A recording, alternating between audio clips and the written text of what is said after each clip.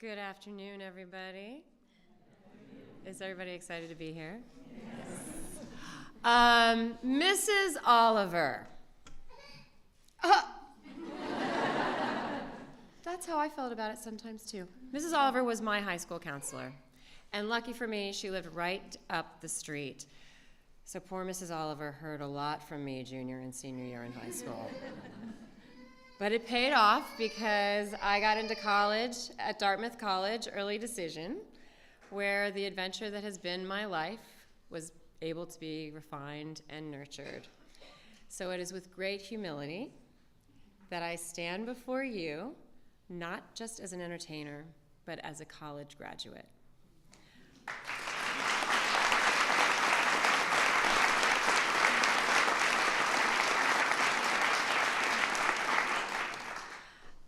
And I will never forget the first role that I played in a pilot. I played half woman, half washing machine. And my character lived in the basement of a kooky scientist. And I remember my parents' just barely audible gasps as they contemplated the future of their highly educated daughter with a degree in Asian studies, with an emphasis on Chinese language, from Dartmouth College. And I was playing the part of a washing machine. But I will say that the tools that I learned while I was at college helped me to follow the path that was my dream. And even if I hadn't envisioned the washing machine costume, that's where I was meant to start. So eventually things got better. And I had the privilege of playing Tammy Taylor, the high school counselor at Dillon High, on the show Friday Night Lights.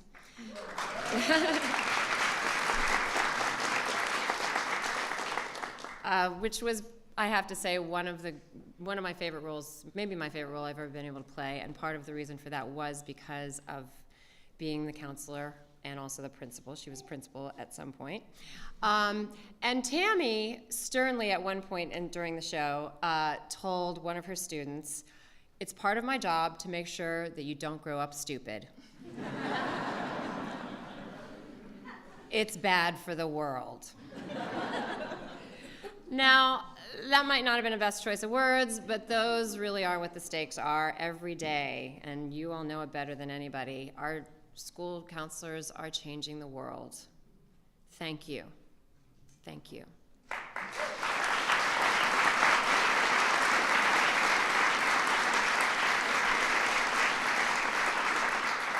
School counselors have one of the most underrated, important, and difficult tasks as they work to support and nurture our students. As they fight every day to put those kids on the path to higher education, they literally hold the future of our young people and of our country in their hands, in your hands. So we all owe our school counselors a great debt of gratitude. So that's why we're all here today. Yes, at the White House, yes. So I'm really humbled and proud to stand with the First Lady in honoring counselors from all over the country today. And we know exactly what you all are doing for our young people. And we're here today because we want to thank you for pouring so much of yourselves into this work. Thank you for investing in our families and our students and helping them become the leaders of tomorrow. And now I am pleased to introduce a woman who is a true champion for education in this country, someone who is challenging all of us to reach higher. The first counselor, First Lady, of the United States of America, please welcome Michelle Obama.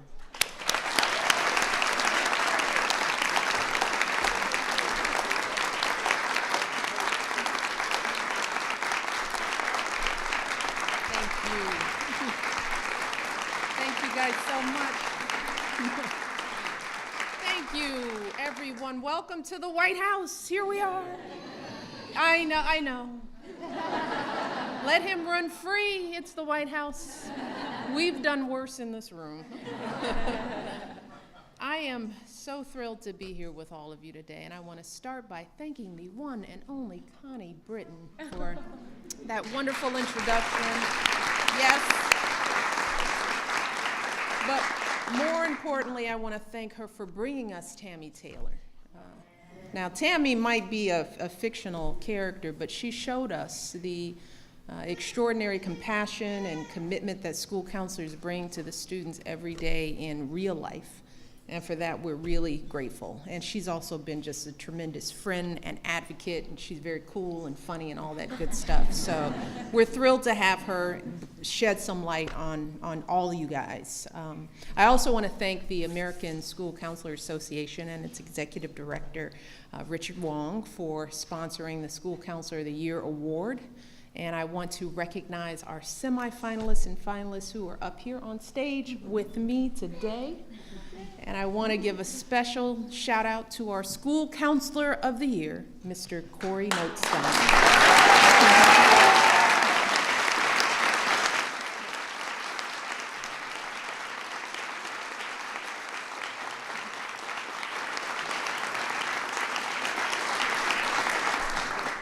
Hey, Mom. Look, my husband and I, we're so proud of all of you, all of you. And we are so excited to host the first ever White House School Counselor of the Year award ceremony at the White House. Yes!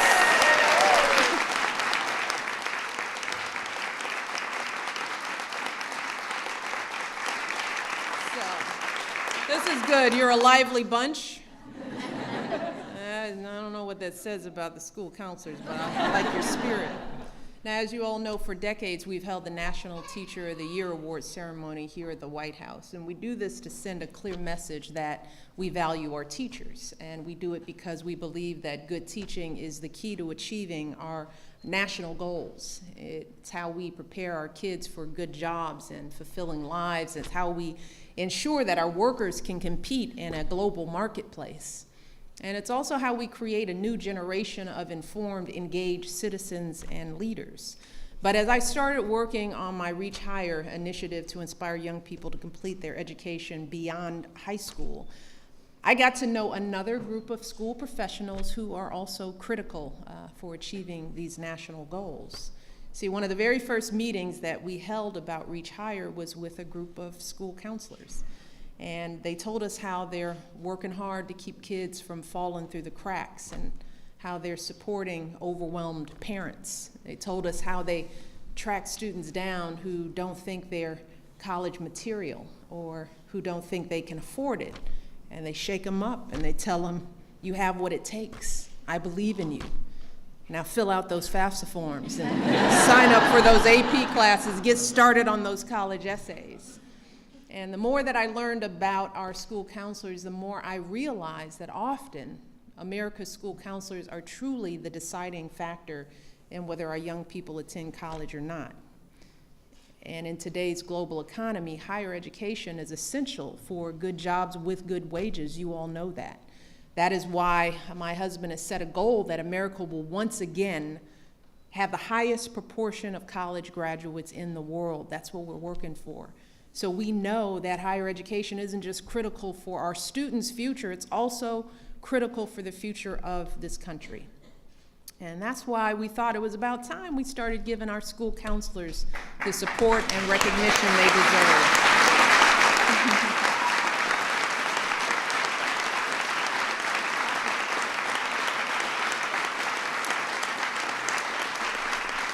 And not just with words, but with meaningful action, with resources, programs, and partners to help them do their jobs. That's why we issued a challenge to universities, foundations, school districts, nonprofits, and others to step up.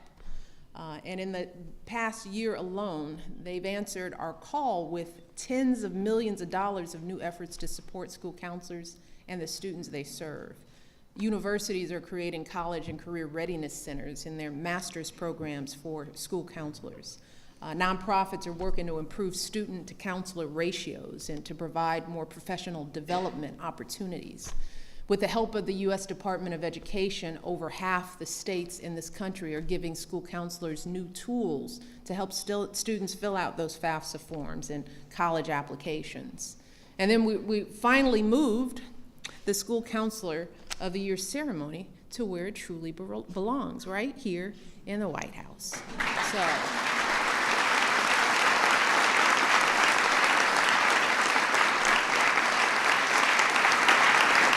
So we're raising the bar for you guys, and while we still have a long way to go, we're beginning to make some real progress on this issue, and that's due in large part to the passion and dedication of school counselors across this country. Folks like this year's School Counselor of the Year Award recipient, Corey Notstein. So I'm going to take a few moments just to tell you a little bit about Corey. I'm sure many of you know him, but let me give you just a taste of what's happened in the Alamosa High School Counseling Department under Corey's leadership. Over the past couple of years, Corey's department has more than doubled the amount of financial aid that seniors receive, growing from $500,000 to more than $1.3 million in money that's going out to seniors.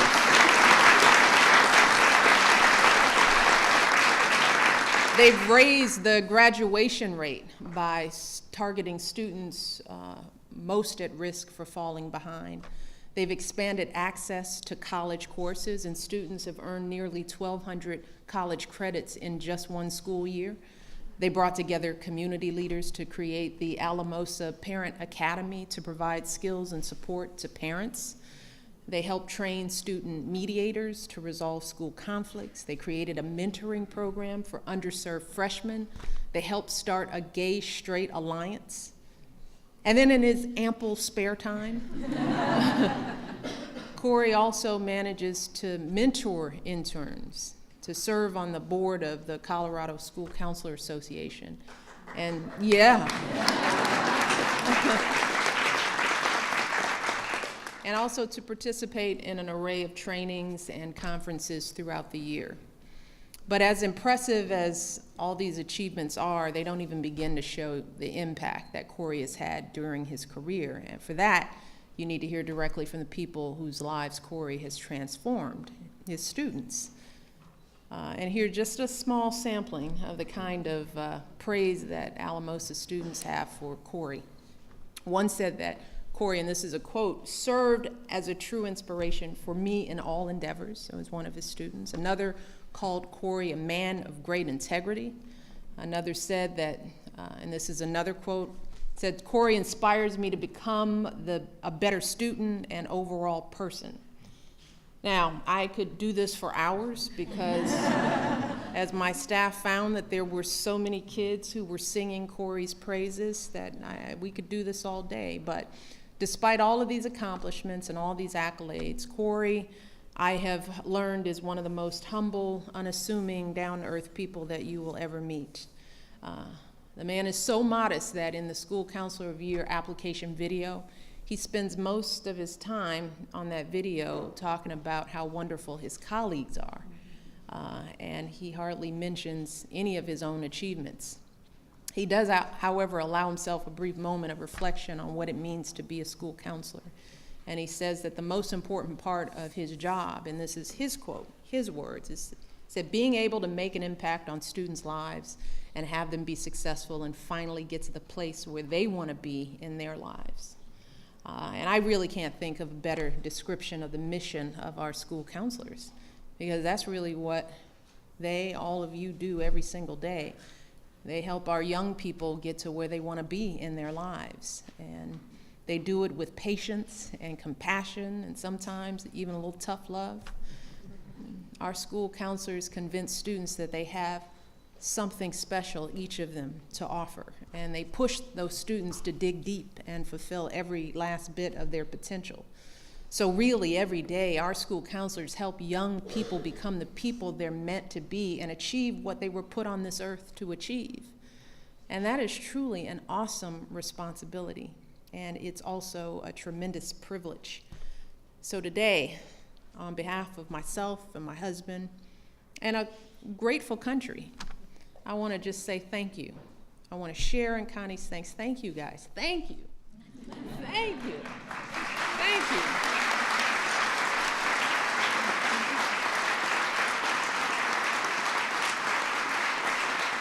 The work you do is extraordinary. Thank you for all that you do to support our kids and our country. We are proud, we're incredibly grateful, and we look forward to continuing our work together to support all of you in the months and years ahead. So it is now my great pleasure and my great honor to introduce this year's National School Counselor of the Year, Corey Notstein.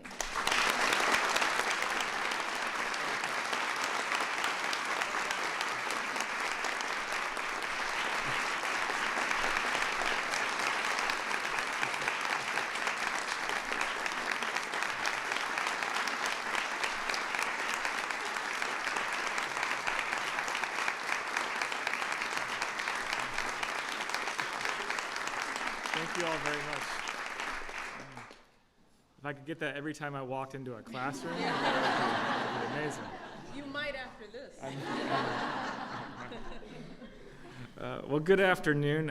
I want to first thank the First Lady and the White House for allowing us to be here today and welcoming us with open arms. This is a fantastic event.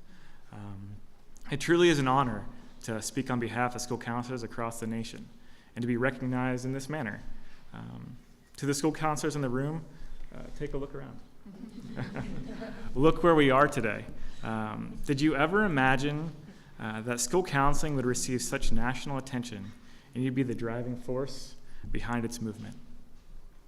I know when I started my career, I wanted nothing more than to be an advocate for those without a voice and to collaborate to make systemic changes in my school to provide a more equal educational environment. So I understand that while we are here today, most of your hearts and minds are focused on the students you left behind at your schools. However, let us not lose sight of the importance of this occasion.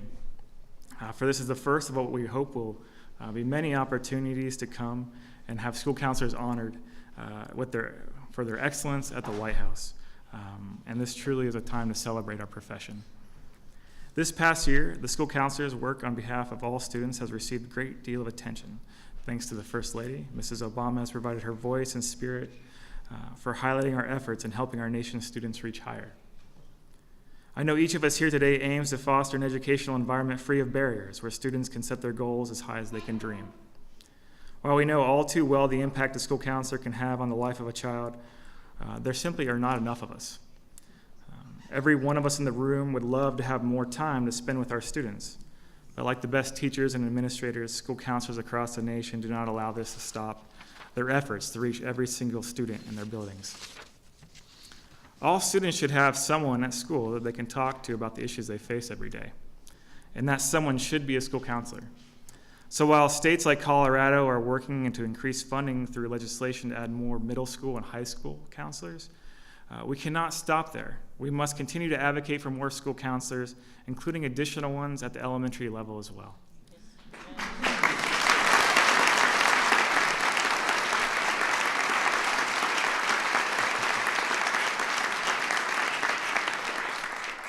Using the Ask a National model and comprehensive school counselors are setting goals for their counseling departments that are data-driven and student-centered.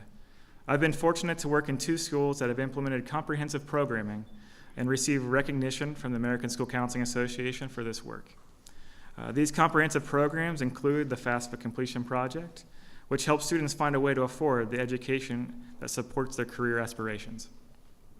In addition to supporting career development, school counselors are uniquely positioned to help students with their social and emotional needs. At a time when education seems solely focused on academic outcomes, school counselors are working to support children through some of the most difficult times in their lives. With increased national focus on mental health issues in schools, school counselors stand on the front lines, providing counseling services and making referrals so children and families can get the help they deserve and desperately need.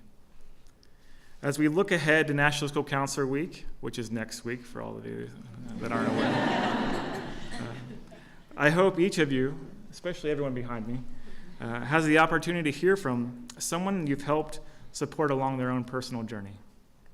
And while our work will never be complete, we must continue to be agents of change and be the voice for those without one. So thank you for allowing me this opportunity to be here today and for the recognition you've brought to our profession. Thank you very much.